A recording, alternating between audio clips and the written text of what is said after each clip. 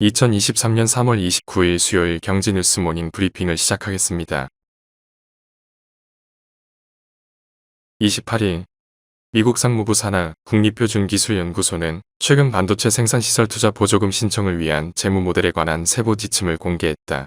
이 지침에 따르면 상무부는 보조금을 신청하는 기업들은 예상 현금 흐름 등 수익성 지표를 밝힐 때 단순히 숫자가 아닌 산출 방식을 검증할 수 있는 엑셀 파일을 제출해야 한다. 보조금의 부적절한 사용을 막고 초과 수익 공유에 대한 조항을 명확히 하겠다는 취지이지만 요구 수준이 과도하다는 불만이 업계에서 들린다. 반도체 업계 관계자는 미국에서 요구하는 정보들을 모두 공개할 수는 없다며 양국 정부와 업계가 앞으로 잘 이야기하면서 풀어가야 할 것이라고 말했다. 다음 뉴스.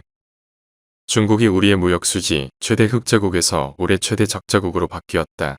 올 2월 누적 기준이라 아직 예단하기는 이르지만 반도체를 비롯한 대중 수출이 크게 빠지는 추세여서 이대로면 중국과의 수교 원년인 1992년 이후 31년 만에 연간 기준 무역 적자를 낼 것이라는 우려가 커지고 있다.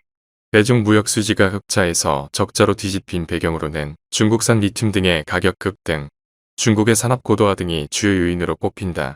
장상식 무역협회 동양 분석실장은 중국의 무역 구조가 점자자립 내수형으로 변모하고 있다며 특히 중간재, 소비재가 수출 증가를 주도해 중간재 중심인 한국과 수출 구조가 유사해지고 있다고 분석했다. 다음 뉴스.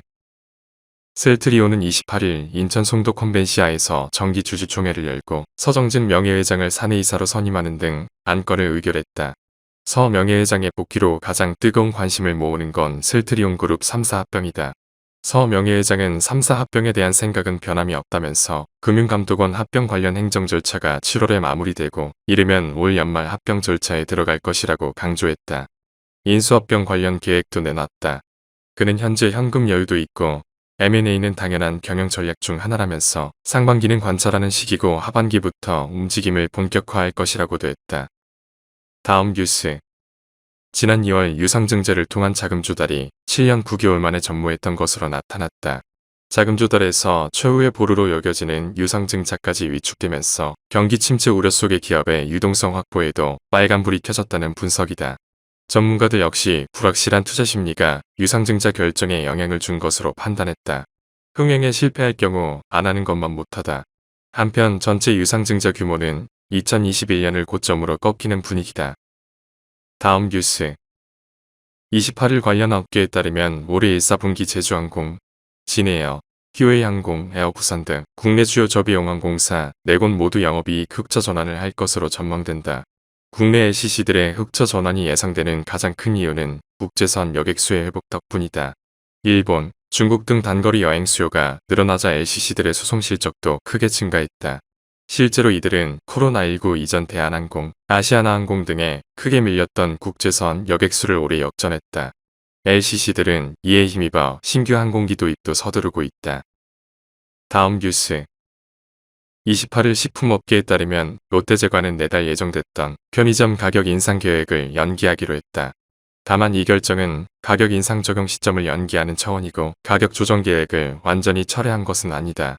일각에선 롯데제과의 이런 결정에 대해 사명 변경을 앞두고 브랜드 이미지 관리 차원이라는 분석이 나온다. 롯데제과는 내달 1일 롯데웰푸드로 이름을 바꾼다.